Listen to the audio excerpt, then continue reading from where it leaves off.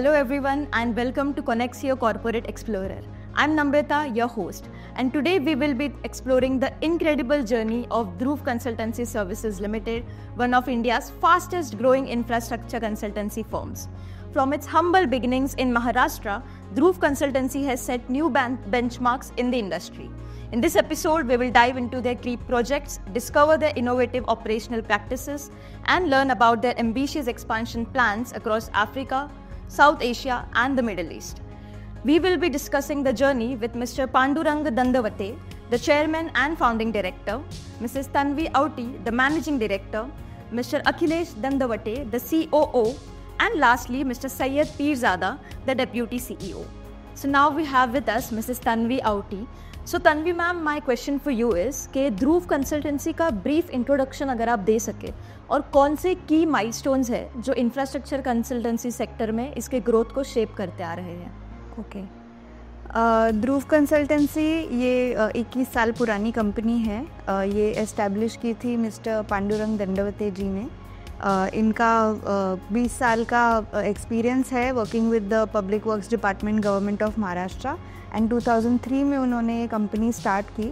तो तब से लेके आज तक हम 6 to 7 सेक्टर्स में काम कर चुके हैं. Highways, bridges, tunnels, architecture, Railways, metros, ports, ऐसे कई तरह के सेक्टर्स में हम काम कर चुके हैं. प्रिडोमिनेंटली हाईवे सेक्टर में. इन सेक्टर्स के लिए हम जो सर्विसेज देते हैं वो प्रोजेक्ट मैनेजमेंट कंसल्टेंसी जैसे कंस्ट्रक्शन सुपरविजन सर्विसेज होती है, डिज़ाइन एंड इंजीनियरिंग सर्विसेज होती है, एंड कुछ एडवाइजरी सर्विसेज जो हम बैंकों को या कॉन्ट्रैक्टर्स को या technical and structural audits carry करना. तो ये सारी चीज़ें हम पिछले 21 साल से डिलीवर कर रहे हैं. एंड जैसे कि आपने पूछा कि क्या माइलस्टोन्स होती है, तो सबसे पहला माइलस्टोन जो हमने क्रैक किया हुआ है वो है गवर्नमेंट के साथ एम्पैनल होना. ये एक बहुत ही बड़ा एंट्री बैरियर है किसी भी इंफ्रास्ट्रक्चर कंसल्टेंट के लिए, चाहे वो इंडिया हो या कोई भी देश हो. उस गवर्नमेंट अथॉरिटी के साथ एम्पैनल होने के बाद ही आप काम की शुरुआत कर सकते हैं. तो हमें वो एम्पैनलमेंट होने में 10 साल लगे. तो 2013 के बाद हमने हमारी ग्रोथ जर्नी जो थी वहाँ से स्टार्ट की. That is the first milestone. Second जो हम बोल सकते हैं, हाईएस्ट वर्क ऑर्डर मिलना, एक 20 करोड़ से ऊपर के काम किटी में ले आना. 2, 3, 4, 5 करोड़ के जो काम मिल रहे थे. एंड तीसरा बहुत बड़ा माइलस्टोन है लिस्टिंग का, कि बीएसई और एनएसई दोनों पे हम आज लिस्टेड है. पहले हम एसएमई में थे, बीएसई एसएमई पे. आज हम बीएसई एनएसई दोनों के मेन बोर्ड पे है सिंस 2021. तो वो हमारे लिए एक माइलस्टोन है. एंड रिसेंट जो माइलस्टोन हुआ इज़ एस्टैब्लिशिंग ग्लोबली. हमारा लंदन में एक सब्सिडरी ओपन हुआ है and African, sub Saharan African regions में also we have started our operations. Thank you so much. That's a fascinating journey and congratulations on registering and for the expansion of globally. Thank you.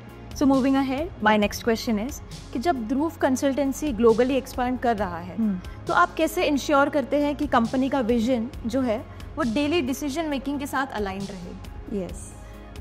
तो इसको मैं 4 points में divide करके आपको बताऊंगी. सबसे पहली ज़रूरी चीज़ होती है कि एक स्ट्रेटेजिक फ्रेमवर्क होना, एक स्ट्रक्चर्ड प्रोसीजर्स होना किसी भी ऑफिस के एनवायरनमेंट में. तो जैसे कि सेकेंड लाइन ऑफ लीडर्स, हमारे पास ना कि जो second line of leaders like CEO, CTO, chief operational officer, CFO या company secretary, but there are third line and fourth line leaders also. तो सक्सेशन प्लानिंग काफ़ी अच्छी तरीके से की गई है. एंड हर एक को अपना रोल्स एंड रिस्पॉन्सिबिलिटीज़ का बहुत क्लैरिटी है.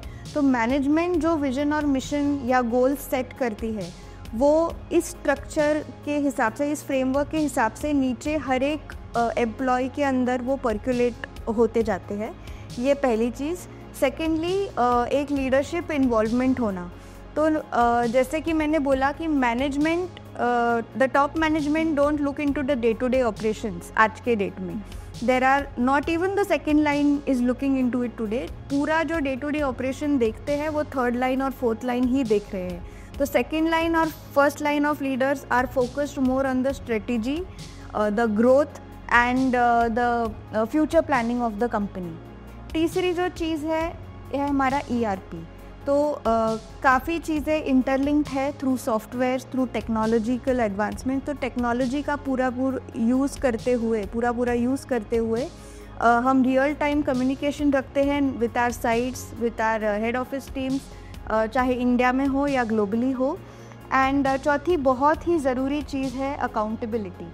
तो हमारा जो ऑर्गेनाइजेशनल कल्चर पहले से रहा है कि हर एक एम्प्लॉई काफ़ी अकाउंटेबल है, और ये हम इंश्योर करते हैं कि हमने कल्चर चार्टर बनाया हुआ है जो हमारे पूरे ऑफिस में सभी जगह पे डिस्प्लेड है। तो हर एक एम्प्लॉय को पता चलता है कि हमें किस तरीके से बिहेव करना है and what are we accountable for. तो these things play a very important role in our daily decision making, and ये अलाइन करती है हमारे विजन को। That's great. Yeah. Thank you so much for the insightful information. So my next question for you is कि multiple large scale projects के लिए आप resources को कैसे मैनेज करते हैं ताकि डेडलाइंस मीट हो और क्लाइंट एक्सपेक्टेशंस भी पूरी हो सके? यस, तो किसी भी इंफ्रास्ट्रक्चर कंसल्टेंसी फर्म के लिए ज़रूरी होता है कि उनको पेरिनियल बिजनेस मिले या कंटिन्यूस बिजनेस मिले। तो इसका पूरा जो डिपेंडेंसी है वो होता है आपके सेल्स या बिजनेस डेवलपमेंट टीम पे, and secondly HR।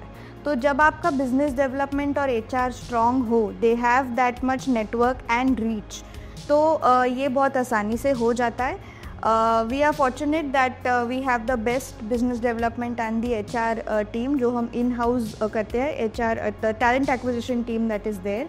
Sourcing of जैसे कैंडिडेट्स होते हैं, क्योंकि डेली बेसिस पे रिक्रूटमेंट्स चलते रहते हैं for these infrastructure projects that are going on, and हमारी जो पूरी सोर्सिंग की टीम है दे आर कॉन्स्टेंटली विजिलेंट कि they are continuously scrutinising CVs कि कौन सा CV यूज़ करके हमें स्ट्रेटेजिकली थोड़ा एडवांटेज मिले। तो इसकी एक डेडिकेटेड टीम है। सेकेंडली बिजनेस डेवलपमेंट टीम हमारी, उनका नेटवर्क और उनका जो रीच है कुछ हमारे कॉम्पिटिटर फर्म्स में दे हैव वर्कड अर्लियर, सो उनके नेटवर्क का हमें काफ़ी फ़ायदा होता है, एंड उसी चीज़ को हम लेवरेज करते हैं for the international expansion also. Okay, thank you so much, ma'am.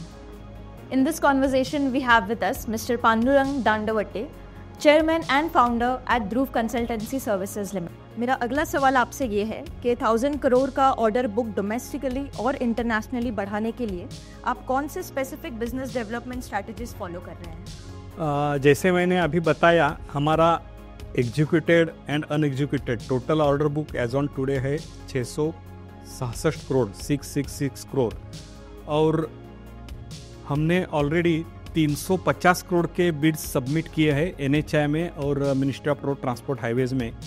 उसमें से हमारा लास्ट ईयर का सक्सेस रेट था 22%, और हम अभी एक्सपेक्ट कर रहे हैं कि सक्सेस रेट हमारा बढ़े 25% हो जाए, क्योंकि हमारी स्ट्रेंथ बढ़ गई है एक्सपीरियंस की वजह से, इक्विपमेंट बैंक की वजह से, फाइनेंशियल स्ट्रांग होने की वजह से हमारा टेक्निकल स्कोर बढ़ रहा है, और ये सब होने की वजह से हम उम्मीद करते हैं कि ये स्ट्राइक रेट 25% हो।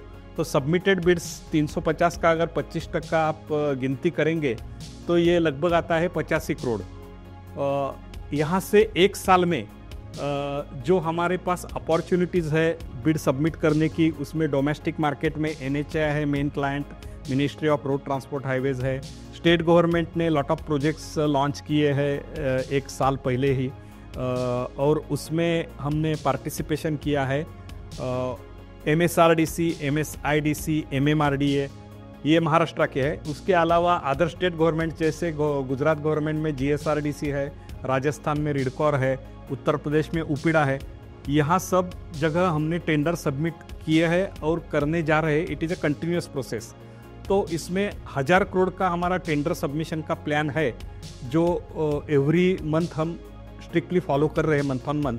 तो अगले एक साल में अगर 1000 करोड़ का सबमिशन है और 25% उसका सक्सेस रेट है, तो 250 करोड़ इसमें जोड़ दो, तो ये 1000 करोड़ के ऊपर ऑटोमेटिकली जाता है। ओवर एंड अबव दैट, जैसे मीडिया में हमने ऑलरेडी पब्लिश किया है कि हमें इंटरनेशनल मार्केट में पहला वर्क ऑर्डर मिला है मोजाम्बिक में, अफ्रीकन कंट्री है, वहाँ हम ऑलरेडी मोबिलाइज भी हो चुके हैं।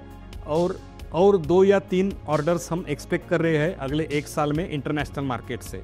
सो ये सब गिनती अगर इकट्ठा किया जाए तो 1000 करोड़ का हमारा ऑर्डर बुक आराम से हो जाएगा, और अनएग्जीक्यूटेड जो आज 330 करोड़ के आसपास है वो ऑलमोस्ट डबल हो जाएगा।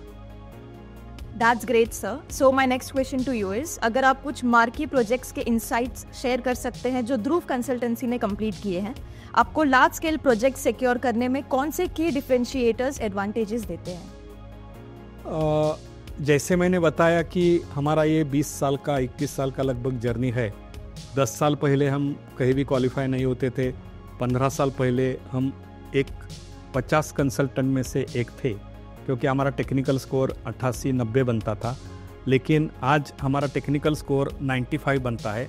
तो इसकी वजह से हमारा काम मिलने का, लार्ज टिकट साइज प्रोजेक्ट्स मिलने का हमारा पॉसिबिलिटी बढ़ गया है। Already I am proud to say that out of 12 expressways going on in India, 8 are under ध्रुव belt. So this is the major achievement. Also we have started bidding for the iconic projects, जैसे कि elevated roads है, tunnels है, बहुत सारे railway bridges है। तो ये सब प्रोजेक्ट्स सिक्योर करने में हमें मेनली टेक्निकल स्कोर ही काम आता है, और हमारे पास जो अभी स्ट्रॉन्ग टीम है एग्जीक्यूशन की, और टचवुड हम एक ही इंडिया में ऐसी कंपनी है हाईवे सेक्टर में कंसल्टेंसी में जो पब्लिक लिमिटेड एंड लिस्टेड है। We are listed on both the exchanges. So ये सब की फैक्टर्स हमें बहुत फेवर करते हैं काम मिलने में।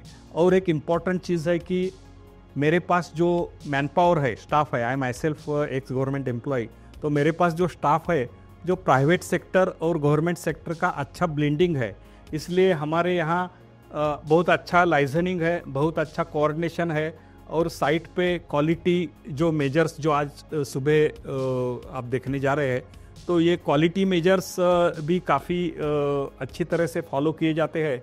इसीलिए हमारे बारे में NHAI का और जो क्लाइंट्स है उनका देखने का रवैया बहुत अच्छा है। और लास्ट 1.5 ईयर से, जैसे इलेक्शन ईयर था लास्ट ईयर और अभी स्टेट गवर्नमेंट में भी है, तो थोड़ा गवर्नमेंट क्वालिटी और प्रोग्रेस के बारे में थोड़ा स्ट्रिक्ट था, और ये स्ट्रिक्टनेस की वजह से काफ़ी सारे डिपार्टमेंट या ब्लैकलिस्टिंग लास्ट 1 या 1.5 साल में हुए हैं। लेकिन ध्रुव का बारे में ये ऐसा हो ही नहीं सकता, क्योंकि हमारा जो टीम है इस a good blend of government experience people and also the private sector quality. That's really great, sir. So now moving ahead, next question. Infrastructure projects में मल्टीपल स्टेक होल्डर्स इन्वॉल्व हैं। आप कैसे इंश्योर करते हैं कि project life cycle के दौरान client और स्टेक होल्डर्स के साथ कम्युनिकेशन क्लियर, कंसिस्टेंट और टाइमली हो? जब प्रोजेक्ट कोई अवार्ड होता है, इसमें मेजर स्टेक होल्डर रहता है ऑफकोर्स कॉन्ट्रैक्टर या कंसिशनरी। उसके बाद आता है हमारा रोल। क्लाइंट इज़ डिफरेंट, से फॉर एग्जांपल NHAI क्लाइंट है। नाउ कोई भी प्रोजेक्ट आप जब साइट देखते हो कोई भी हाईवे की, तो उसमें बहुत सारे stake holders other than this 3 are involve. Just like railway department है, अगर रेलवे ओवर ब्रिज है, उसके बाद लैंड एक्विजिशन है तो कलेक्टरेट ऑफिस है, उसके बाद ट्री कटिंग है या एनवायरनमेंट क्लियरेंस है तो फॉरेस्ट डिपार्टमेंट का इन्वॉल्वमेंट है, इलेक्ट्रिक ओवरहेड लाइन शिफ्टिंग है, वाटर सप्लाई लाइन शिफ्टिंग है। तो ये सब चीज़ें प्रोजेक्ट्स को रुकवाती है। तो ये चीज़ें क्लियर करके the project length is to be made available encumbrance free, so that contractor आराम से वहाँ काम कर सके। तो क्लाइंट का मेजर रोल ऑफकोर्स रहता है, लेकिन क्लाइंट के जो आइज एंड ईयर्स है वो कंसल्टेंट है। तो हमें काफ़ी मेहनत करनी पड़ती है ये सब कोऑर्डिनेशन करने में। तो आई एम प्राउड टू से कि हमारे जो आज 50 के आसपास बड़े प्रोजेक्ट्स कंप्लीट हुए हैं, almost all the projects are completed ahead of schedule. तो this is a great achievement for Dhruv, और इसके लिए हमें कुछ मार्क्स भी एडिशनल मिलते हैं, कुछ अप्रिसिएशन भी मिलता है। That is one thing, but importantly एक टीम में कॉन्फिडेंस बिल्ड हो जाता है कि हम ये कर सकते हैं, और एक क्लाइंट का नज़रिया हमारी तरफ देखने का ऐसा हो गया है कि अगर ध्रुव के पास काम गया है तो definitely the project is going to be completed ahead of schedule. Also ये 50 में से कम 10 प्रोजेक्ट्स ऐसे हैं जहाँ कॉन्ट्रैक्टर लोगों ने बहुत बड़ा बोनस उठाया है अर्ली कंप्लीशन का। That's great. अगर इतना स्ट्रॉन्ग कोऑर्डिनेशन हो तो ऑफ कोर्स प्रोजेक्ट्स भी टाइमली कंप्लीट होंगे और एफिशिएंसी भी रहेगी।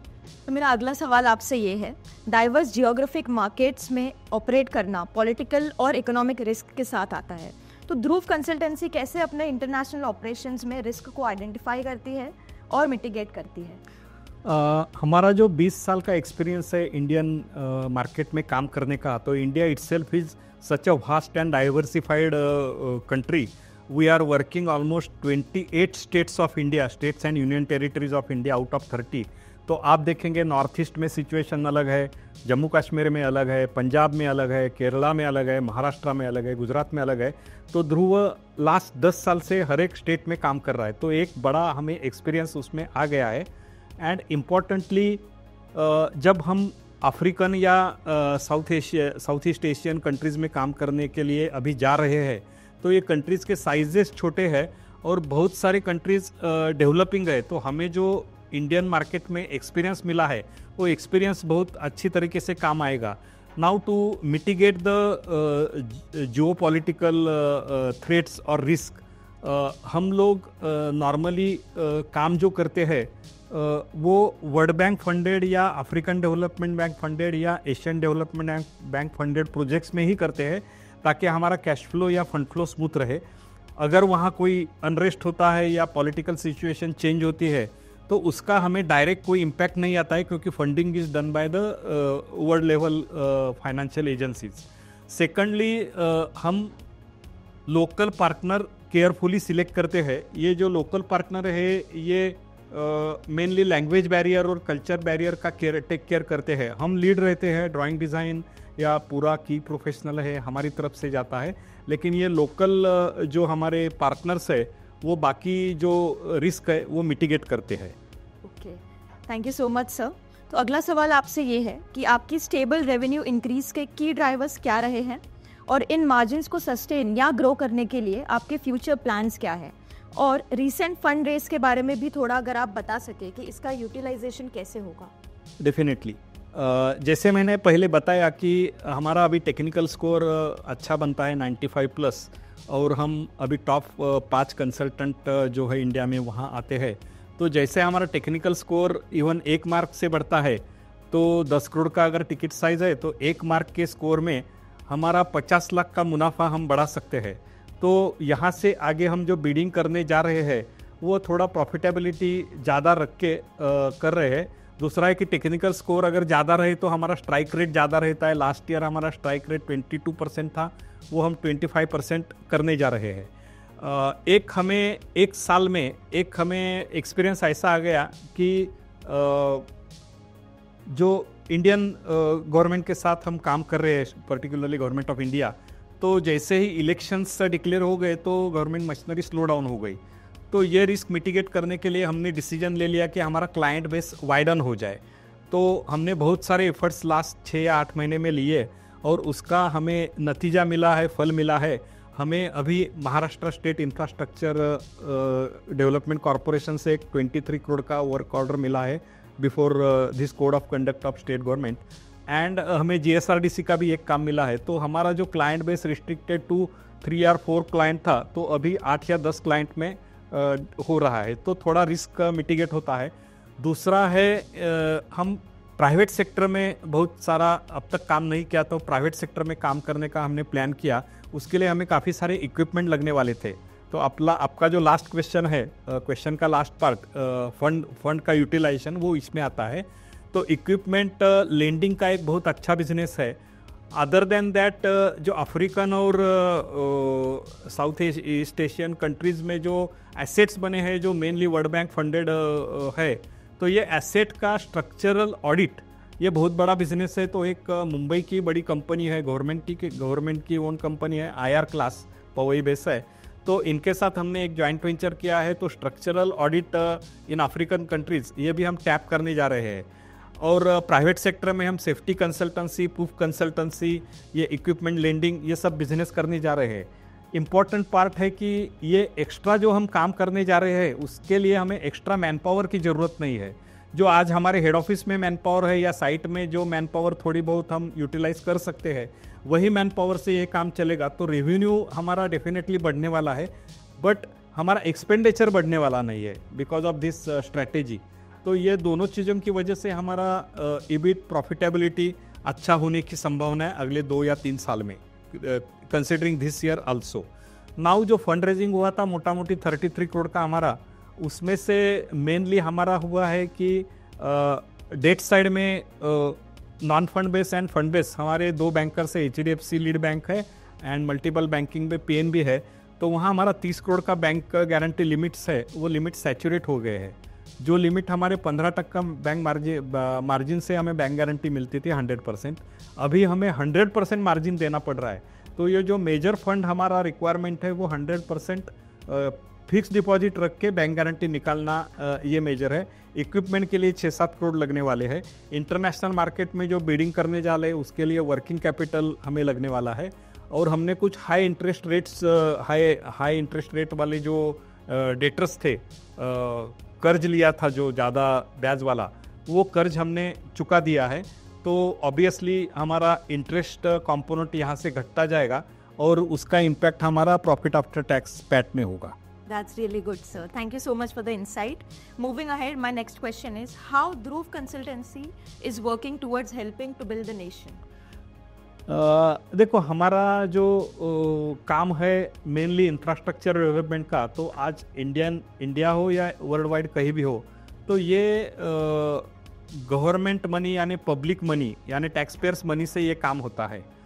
तो ये जब काम होता है तो काम की क्वालिटी, काम का दर्जा बहुत अच्छा रखना ज़रूरी है, क्योंकि इतनी बड़ी इन्वेस्टमेंट गवर्नमेंट करने जा रहा है तो उसका जो भी डिज़ाइन लाइफ है 20 साल है या 25 साल है या स्ट्रक्चर का लाइफ तो 100 साल है।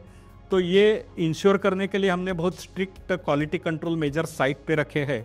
और ये क्वालिटी कंट्रोल मेजर्स रखने की वजह से जो हम बिल्ड करने जा रहे हैं एसेट्स या बिल्ड कर चुके हैं, जैसे मैंने अब तक कंपनी ने 2000 किलोमीटर के रोड्स कंप्लीट किया है और टचवुड ये 2000 किलोमीटर में not a single kilometre road has been damaged और having pot holes in the monsoon. तो ये एक बहुत बड़ी हमारी उपलब्धि है और ये नेशन का पैसा बचाती है, टैक्स पेयर का पैसा बचाती है। That's good, sir. It shows that how you are concerned about the nation also. So now my last question to you is how the business will grow in next 10 years and who will lead the company? देखो कोई भी business में generation next या family member होना बहुत ही ज़रूरी है। I myself is 60 years plus, but I am physically fit and fine. But good part of our company is that I have 3 successors in line. मेरी जो लड़की है Tanvi, she is MD of a company, she is only 32 years old and she has got now second baby boy 20 days back. Backup में मेरा छोटा भाई है संदीप दंडवते, वो 50 साल का है। So you can say generation gap बहुत बड़ा नहीं है। और एक मेरा कजिन है अखिलेश दंडवते जो चीफ ऑपरेटिंग ऑफिसर है। तो तन्वी ऑफ कोर्स मेरी सक्सेसर है और संदीप और अखिलेश जो फैमिली मेंबर है। तो इसमें ओनरशिप फीलिंग का एक बहुत बड़ा फैक्टर है। ओनरशिप फीलिंग करके अगर काम करता है तो कंपनी डेफिनेटली अगले 30-35 साल के लिए कंपनी की ग्रोथ यही स्पीड से रहेगी। ये हमारा definitely as a family business ये हमारा कमिटमेंट है इन्वेस्टर्स को, स्टेक होल्डर्स को और इवन गवर्नमेंट को। That's great. So we can say that leadership and business runs in the family. Yeah. Thank you so much, sir, and once again, best of luck. Thank you. And now we will be visiting one of the ongoing projects of Dhruv Consultancy Services, which is Sant Tukaram Maharaj Palki Marg, to know how infra consultancy works.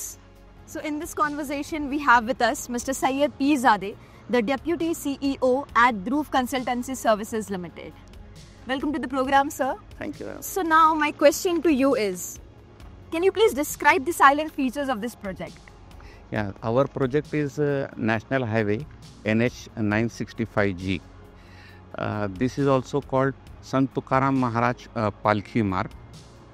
Honorable Prime Minister had laid the foundation for this prestigious project in November 2021. इसमें करीब जो devotees हैं 6 से 7 lakh devotees Dehu से निकलते हैं, पुणे होते हुए पाटस से आते हैं or they are going from Baramati, Indapur, and then at Tondle Gondle Junction, which merges with Sant Jnaneshwar Maharaj Palki Marg. तो यहाँ के सारे डिवोटीज जो है चलते हुए जाते हैं और वहाँ पे ज्ञानेश्वर महाराज पालकी मार्ग को जो है वो दोनों पालकियाँ उसको मिलकर वहाँ से आगे पंढरपुर की ओर बढ़ती है। ये जो प्रोजेक्ट यहाँ से स्टार्ट होता है पुणे सोलापुर रोड NH65 है। ये जंक्शन यहाँ से अपना रोड शुरू होता है। इसके 3 पैकेजेस हैं। ये फर्स्ट पैकेज जो है पाटस से बारामती तक है, 41.369 किलोमीटर। उसका कंस्ट्रक्शन कॉस्ट करीब 531.86 करोड़ है। Package 2 is from Baramati to Indapur, about 42.131 kilometre with a construction cost of about 624 CR. And package 3 is from Indapur to Tondle, which is 46.7 kilometer with a construction cost of about 667.6 crores. Out of this 130 kilometers, there are about 7 bypasses which has a greenfield alignment. Also for the locals, we have there is a provision of service road for about 48.4 kilometers. In this project, there are about 2 major bridges, 2 flyovers, 1 ROB, 44 minor bridges, 41 vehicular underpasses, and about 199 culverts. If we ask about the status of the project, package 1 has been completed on 25th July 2023. They have completed almost 45 days before the scheduled completion date, which means they have also received the bonus for the same. Package 2 is lagging and with a physical progress of about 76% now, and package 3 is nearing the completion. जो plantation के बारे में अगर कहा जाए तो हमने हमारे स्कोप में 62,500 प्लांट्स है मीडियन के अंदर, और करीब 45,000 ट्रीज़ हम लोग प्लांट करेंगे एज ए एवेन्यू प्लांटेशन, और करीब 1200 प्लांट्स जो है हम जो बीच रोड में आ रहे थे उसको हमने ट्रांसप्लांट किया है ROW की तरफ. और in all this 3 packages toll plazas are there, each in every package. And as far as innovative techniques is concerned, we have used plastic waste in construction of service road. Also we have used GGBS in concrete. Then we have also used Triax GeoGrid in package 3 between GSB and WMM layers, which has enhanced the strength of the pavements. Other than this, we have also constructed a eco bridge at kilometer 5, which we can see on the way, जो कि यहाँ dears का बहुत सारा झुंड है और forest area होने की वजह से they can cross that eco bridge underneath, और उधर वहाँ पे पानी का सोर्स है तो वो वहाँ क्रॉस करते हैं. उसके लिए हमने उसको नॉइज़ बैरियर्स भी लगाया है ताकि बिना किसी वो घबराए वो नीचे से क्रॉस कर सके. Thank you sir. और यहाँ पे अगर हम देखें तो आपने एनवायरनमेंट पे भी फोकस किया है, which is really good. And I am sure trees displacement में भी you have taken care of the concern by planting so number of trees. और जब तक कि आपने बताया कि eco bridge, that is really great because you are thinking of the animals as well.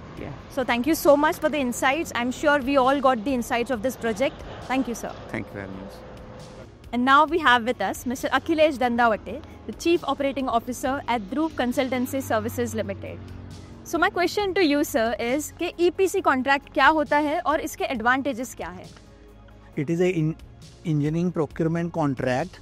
It is usually widely used for construction by private sectors on large scales. The main advantages of the EPC contracts that it gives the freedom to the contractor to design the project, use the innovative ideas and technologies and construction materials to balance the economy and aesthetical aspects and substantial construction of the project. It also minimizes the complexity in the billing process at the stage payments. It is beneficial to the contractor as it avoids the risk for the of the future traffic growth and the toll revenue. Because in EPC contracts, the contractors are being paid on monthly basis for the work they have executed during the period. तो अभी हम हैं संत तुकाराम महाराज पालकी मार्ग पर. So sir, if you could give a brief idea about this section of the project. हम संत तुकाराम पालकी मार्ग के फर्स्ट सेक्शन में है, which is almost 40 kilometre stretch.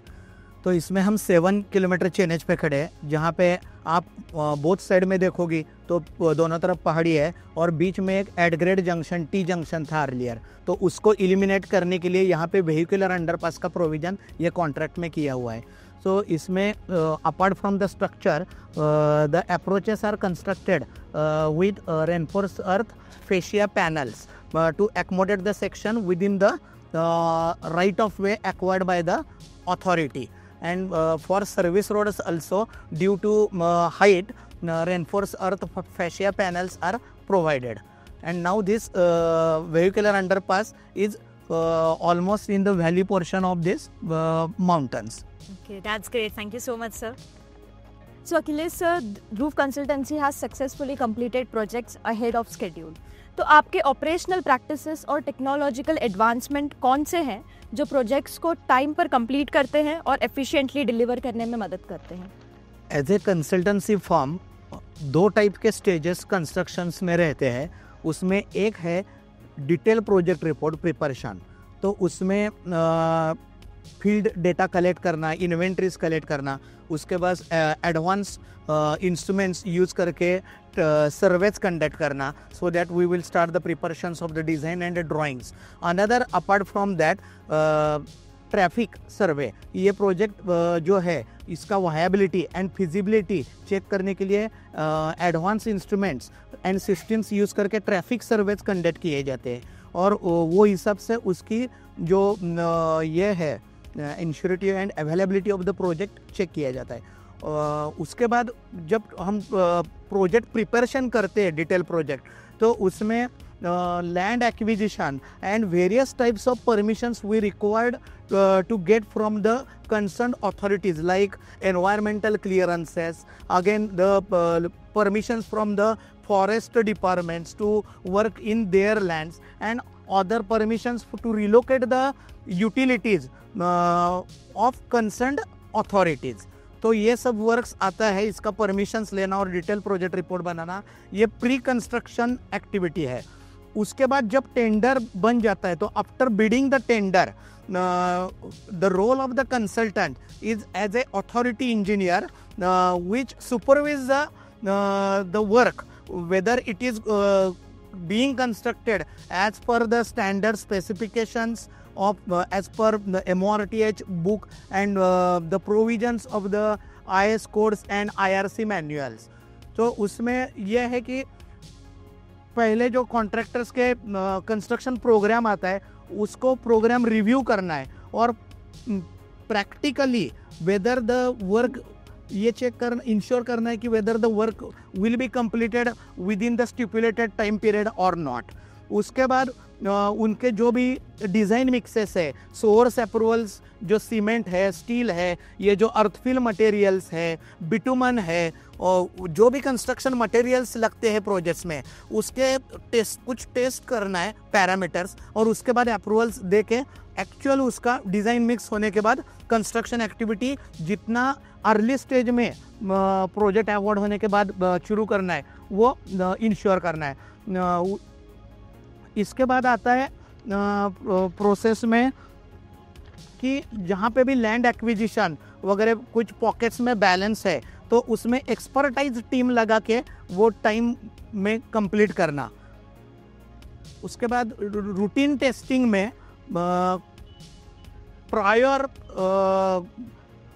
Executing these works, उसमें इंश्योर करना है कि all the test shall be conducted within the time before the completion of the projects, and certain tests which are required to complete on the completion, like NSV, FWD test, to ensure the crust provided as per the concession agreements, and review of the design drawings, and also whether the project is completed in conformity with the approved good for construction drawings by checking the parameters such as levels, typical cross sections at several locations in the project. Okay तो ये एक strong example है कि कैसे structured coordination और fast approval से project की efficiency हम बढ़ा सकते हैं। Thank you so much sir. मेरा नेक्स्ट क्वेश्चन आपसे ये है कि आप स्ट्रिंजेंट क्वालिटी कंट्रोल स्टैंडर्ड्स को कैसे मेंटेन करते हैं अपने प्रोजेक्ट पोर्टफोलियो में, और क्वालिटी एश्योरेंस के कौन से स्टेप्स फॉलो करते हैं जिससे हर प्रोजेक्ट की सेफ्टी एंड इंटीग्रिटी इंश्योर की जा सकती है। Generally we conduct the quality audit at certain regular intervals during the construction stage at site only. We also give the training sessions to the employees who are supervising the works to check the properly the quality parameters, and the quality control procedures we conduct at site includes the checking and review of the quality assurance manual and plan submitted by the contractor, again to conduct the certain tests on the construction materials, as we have seen in the lab, testing of the cements, steels, bitumens, aggregates and other earthfill materials prior it used to construction purpose. Then again we prepare the certain job mix design for the concrete and asphalt mixes. After that, apart from doing the routine tests at sites, we conduct third party tests to ensure the quality. Again we review the construction programs, and again we check whether these works are going in conformity with the good for construction drawings and those things. Then again we conduct the check the design drawings in geometry, in safety aspects. Also we conduct safety visits and comply the safety audits points to ensure to put the project in safe commercial operation. This is all about the safety parameters we obviously use supervise at site. That's great. So along with quality, you also take care of the safety. Yeah, safety. That's nice. Yes. And that's a wrap for today's episode of Connexio Corporate Explorer. We hope you enjoyed exploring the remarkable journey of Dhruv Consultancy Services Limited and gained insights into their vision, innovation, and operational excellence that drive their success. Thank you for joining. Don't forget to like, share, and subscribe to Connexio Network YouTube channel for more insightful content. See you next time. General disclaimer: the content is for informational and educational purposes only. You should not construe any such information or other material as investment or other advice. Nothing contained in this channel constitutes a socialization, recommendation, endorsement to buy or sell any securities or other financial instruments. All opinions expressed on this show are personal opinions and do not reflect any official views. You should not consider any opinions expressed on this show as specific advice to make a particular investment, but merely as an expression of opinion. For further information and risk factors, please refer to the DRHP or RHP filed with SEBI, NSE, BSE.